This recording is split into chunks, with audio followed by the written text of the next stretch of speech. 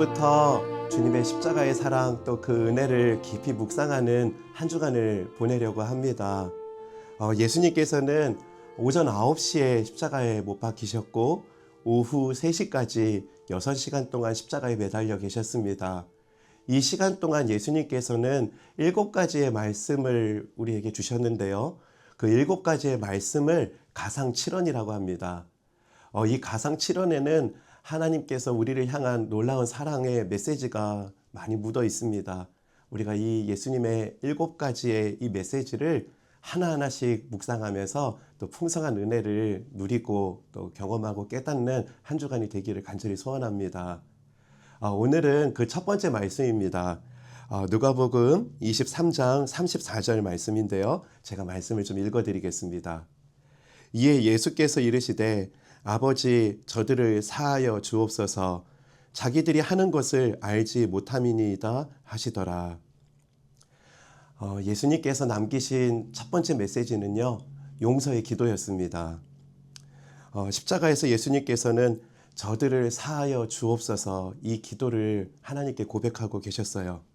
여기서 저들은 누구일까요? 저들은 예수님을 십자가에 못 박은 로마 군병뿐만이 아닙니다. 예수님을 죽이기 위해 음모를 꾸몄던 유대 지도자들, 그리고 빌라도 재판정에서 예수님을 십자가에 못 박으라고 소리 질렀던 수많은 군중들, 또 골고다 언덕까지 예수님을 쫓아와서 십자가에 달리신 예수님을 비방하고 조롱했던 수많은 사람들을 다 포함합니다. 그뿐 아닙니다. 3년간 예수님 가까이에서 예수님의 사랑을 풍성히 누리고 경험했던 제자들, 결정적인 순간에 예수님을 배신하고 다 도망쳤던 제자들도 포함되고요.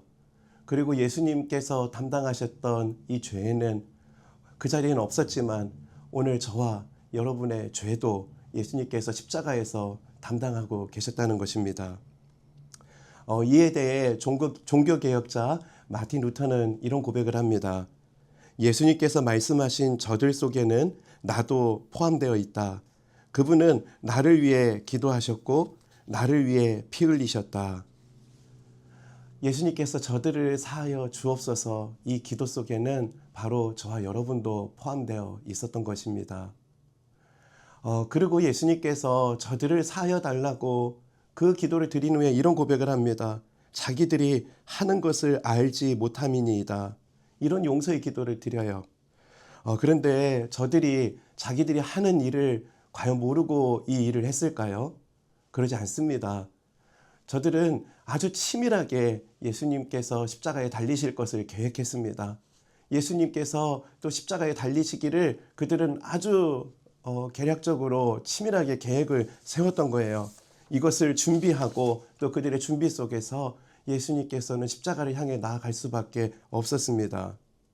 그런데 여기서 말하는 예수님이 말씀하시는 죄는요, 예수님을 십자가로 몰고 가는 그런 그들의 행위적인 계획, 이런 죄를 말하는 것이 아닙니다. 하나님의 아들이신 예수님을 알아보지 못하고 지었던 그 모든 행동들을 말하고 있는 것입니다.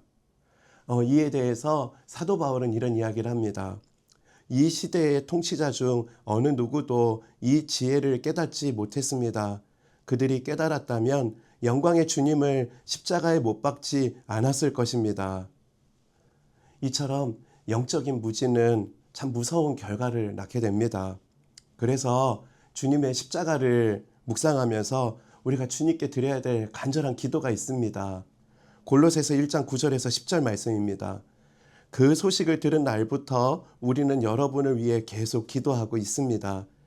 우리는 여러분이 하나님의 뜻을 분별하게 되기를 기도하고 또한 하나님께서 영적인 지혜와 총명을 내려주시기를 기도합니다. 그래서 모든 일에 하나님을 기쁘시게 하고 영광 돌리는 삶을 살게 되길 원합니다.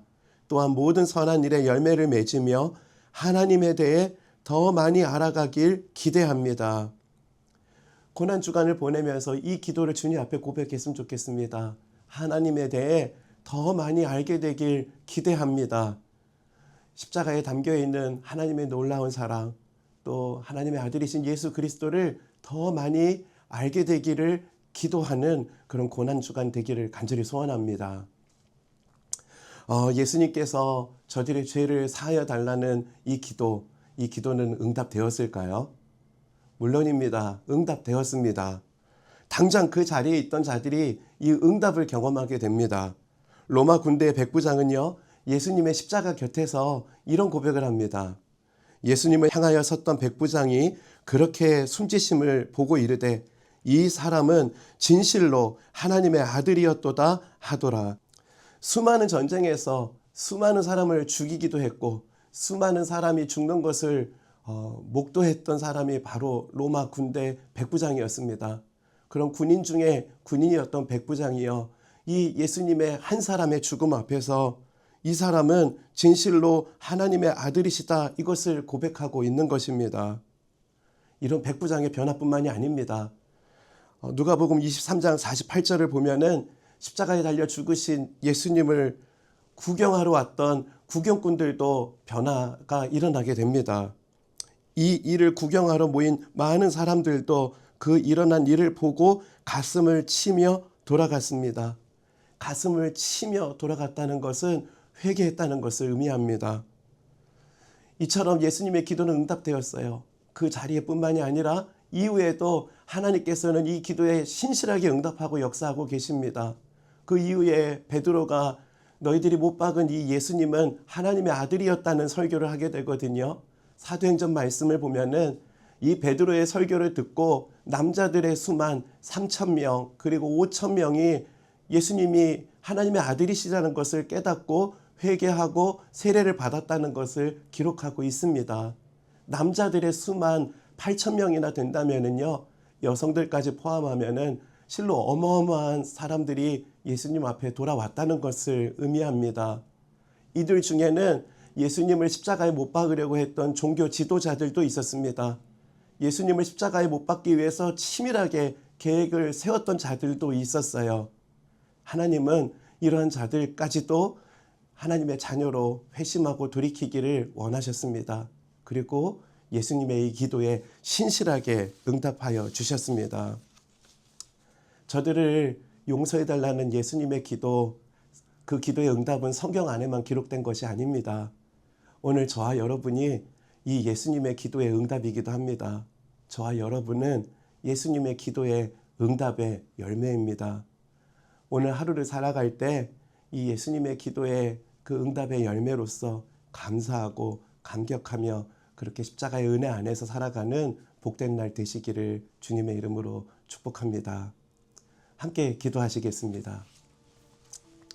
하나님 아버지, 참 감사합니다. 저들은 저들이 하는 일을 알지 못합니다. 저들을 용서해달라고 기도했던 예수님의 기도의 응답으로 오늘 우리가 이 날을 맞이하고 또 오늘 하루를 살아가게 되었습니다. 오늘 우리는 예수님의 기도의 응답의 열매라는 것을 기억하고 감사하고 감격하며 십자가의 은혜를 누리며 또 오늘 하루를 살아갈 수 있도록 주님 함께하여 주옵소서. 이 모든 말씀 예수님의 이름으로 기도드립니다.